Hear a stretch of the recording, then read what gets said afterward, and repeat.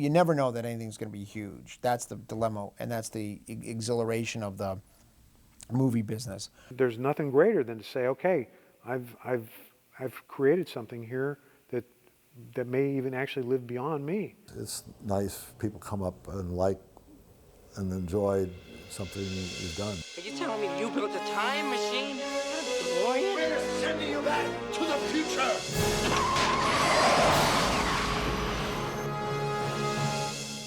Most time travel stories is very convenient because what they do is they don't take you back. They take you far enough back to where you aren't born yet, or far enough forward to when you're already dead. And it gets real complicated when you start time traveling within the realm of time of your own existence. The whole idea that you could go back and jeopardize your own existence because your mother would fall in love with you, I mean, who thinks like that?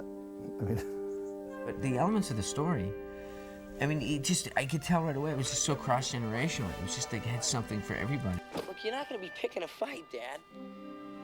Daddy-o. You're coming to a rescue, right? It had a unique spin on time travel. If I could go back in time and change something, my life or whatever, what would that be and what would it be like? I'd read a lot of screenplays. Not that many of them actually made me laugh out loud while I was reading it. And I'm gonna clean up this town. Good. You can start by sweeping the floor.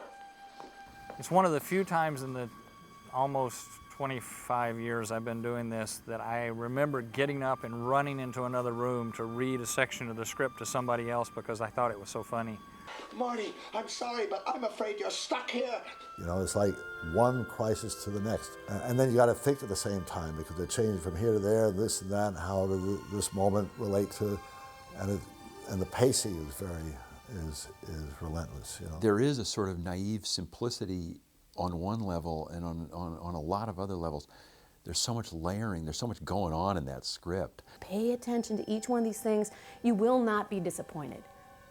Everything pays off. Your Uncle Joey didn't make parole again. So you're my Uncle Joey. Gotta get used to these bars, kid. I have the best vision of myself, in my head of Bob Zemeckis and Bob Gale, just giggling. Oh, what if we put that in the background? Such glee of the idea of how intricate it is. She says, "How dare you?"